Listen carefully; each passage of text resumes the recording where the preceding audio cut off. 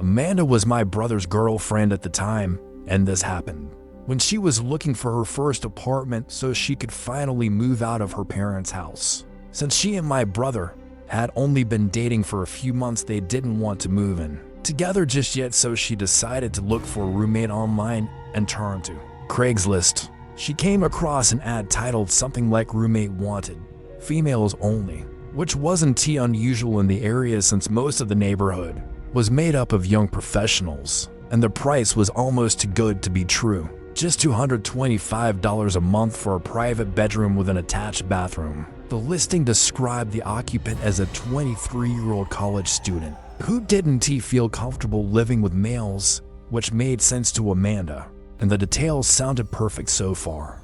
The only weird thing was that the ad had just one photo, taken from outside the property. Amanda emailed to ask if she could meet the occupant and tour the house, and within 30 minutes she got a reply with the address and a time to come by. The girl said she worked late hours, so Amanda should stop by at 8 p.m.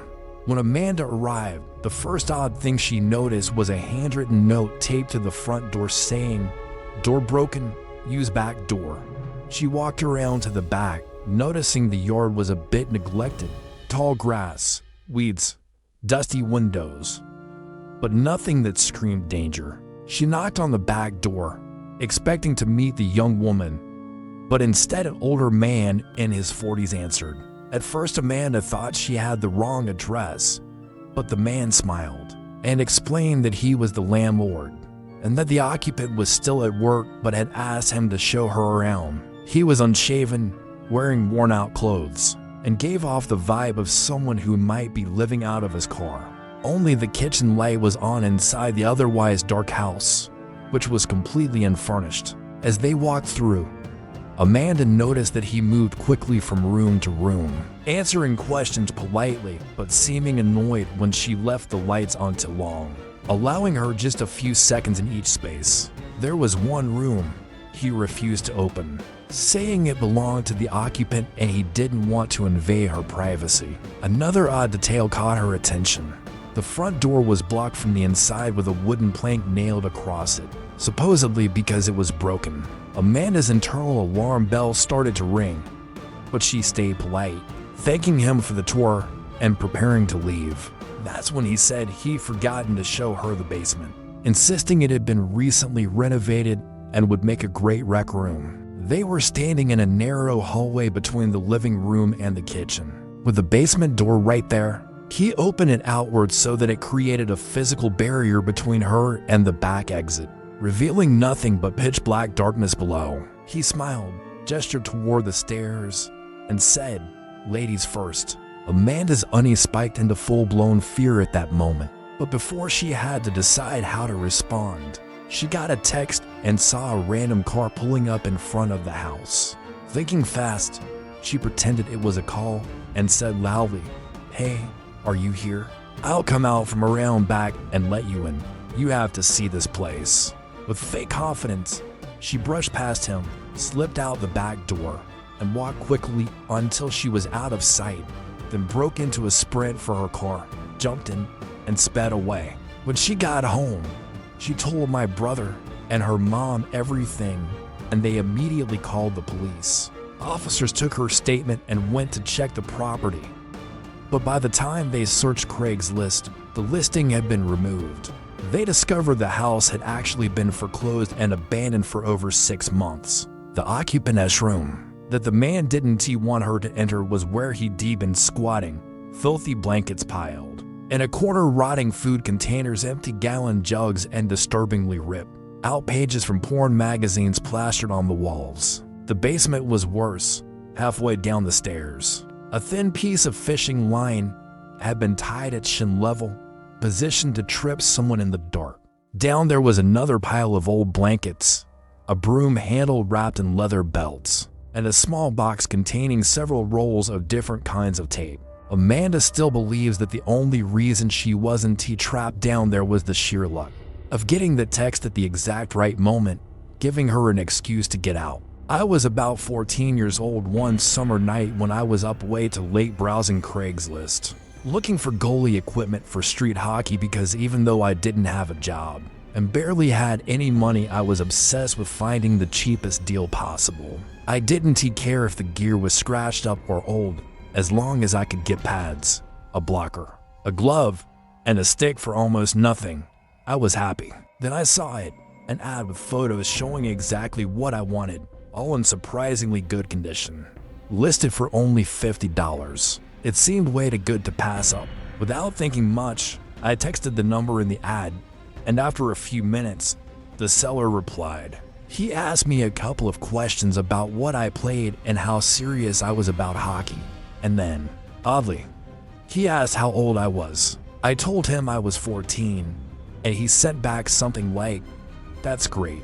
I'm glad to see you're dedicated at such a young age." At the time, that didn't strike me as weird, but looking back, it sends a shiver down my spine. I asked him for his address so I could see the gear in person, but instead of giving it to me, he asked me what town I lived in and suggested we meet somewhere within walking distance of my house. That felt a little strange, but my excitement over the gear was clouding my judgment. I told him the mall parking lot down the block would work, and he agreed, saying he'd be there soon. I walked to the mall a little before the agreed time and stood at the exact spot ID described. The lot was quiet except for a few cars scattered here and there under the orange glow of the parking lights. After a few minutes, I heard a short beep of a car horn from farther away.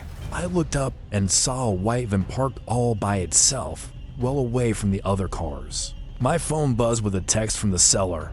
"I am in the white van." I texted back that he could just come over to me with the equipment, but he replied that it would be easier to do the deal in the van. Something about the way that sounded hit me wrong, like my stomach dropped out from under me. I got this sudden instinctive bad feeling that had nothing to do with the gear, and everything to do with the van, the empty parking lot, and the fact that he hadn't wanted to meet anywhere public to begin with. I quickly typed that I had changed my mind and started walking away toward the road. That is when I saw movement in the van, a figure in the passenger seat who definitely hadn't been there before, and my bad feeling spiked into panic. I decided I wasn't just going to walk home. I was going to run, because I didn't want them following me straight to my door. I sprinted down the block, my heart pounding, and when I risked a glance over my shoulder, I saw the van pulling out of the lot and driving down the street behind me. The fact that there were now the people inside made everything feel 10 times more dangerous. Instead of going home, I veered off into the side yard of a random house, cutting across their lawn and hopping a fence into another backyard. I crouched behind a bush, forcing myself to stay still and quiet. My lungs burned from running, but I didn't move, and sure enough, within 20 seconds, the white van rolled slowly past on the street I had just been on, then made the next turn and disappeared. I waited another minute, then circled back through the neighborhood from the opposite side of my block until I could get to my house without coming from the direction they had seen me go. When I got inside, I told my parents everything. They were furious and terrified at the same time, but I hadn't gotten the license plate number, and I couldn't give them a clear description of either person in the van. All they could do was call in a report about a suspicious white van in the area. The next day, the Craigslist ad was gone, like it had never existed. I figured that was the end of it, until that same night, when I was in my room and heard the low rumble of a vehicle idling outside. I went to the window and carefully peeked through the blinds and froze. The white van was parked on the street right across from my house. I couldn't see the people inside, but the moment I looked out, it pulled away slowly and turned the corner. I don't know if they somehow found out my address from our earlier texts, or if they had followed me from the mall after all, but that moment made my blood run cold. I never saw the van again after that, but I still think about it, and to this day, anytime I see a white van in my neighborhood, my stomach tightens. I can't help but wonder what would have happened if I had climbed inside to see the gear like they wanted.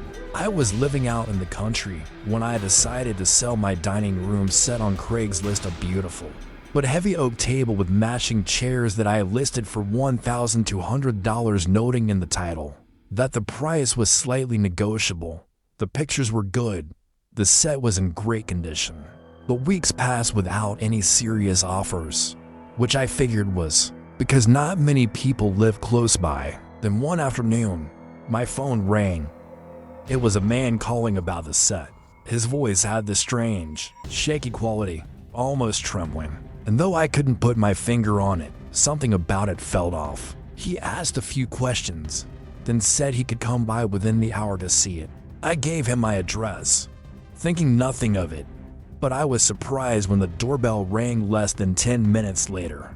That meant he had to have been extremely close, which in my remote area was odd enough to register in the back of my mind. When I opened the door, my gut clenched. The man standing there looked disheveled and unsettling.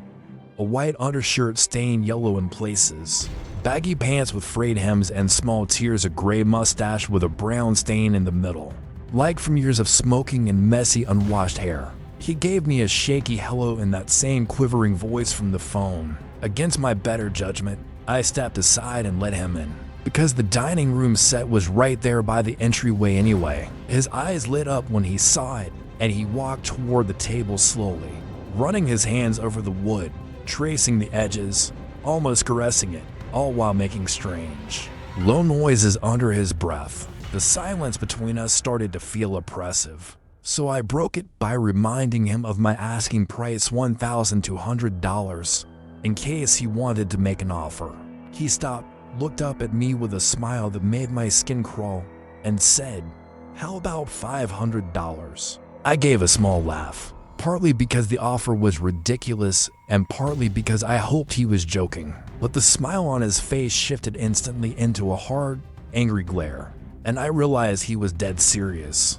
Told him politely that was too low, and the very lowest I could go was $1,000. That's when he started acting. Stranger. He began pacing slowly, muttering noises that weren't words, putting his hands on his head like he was frustrated, then dropping them and staring at me with pure hostility in his eyes. I'm not a big person, and this man was larger, clearly stronger. And in that moment, I knew I wouldn't stand a chance in a physical fight if he decided to do something. I tried to diffuse the tension by saying, "Well, thank you for coming by. I appreciate it," making it clear it was time for him to leave. But he didn't move. Instead, he kept staring at me with that same expression, a kind of malice that made my heartbeat slam in my ears. Then his right hand started moving toward his back pocket. My mind screamed, "Gun!"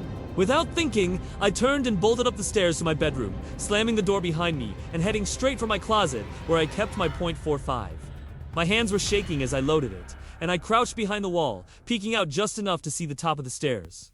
But the man wasn't there. I stayed frozen for what felt like an eternity, until I decided I needed to call the police. I locked my bedroom door, grabbed my phone, and explained in a whisper to the dispatcher that there was an intruder in my home who might be armed. She told me to stay put until officers arrived. Those minutes stretched forever, my ears straining for the sound of footsteps on the stairs. Finally, I heard sirens outside and the heavy boots of police entering the house. I didn't dare move until I heard one of them call out that it was safe, and I came out with my hands visible, showing them my ID and telling them where I thought the man might be. They had me step outside while they searched, and I sat on the porch, my gun still in my hand, my whole body shaking. A few minutes later, 2 officers emerged with the man in handcuffs. One of them told me something that turned my blood cold.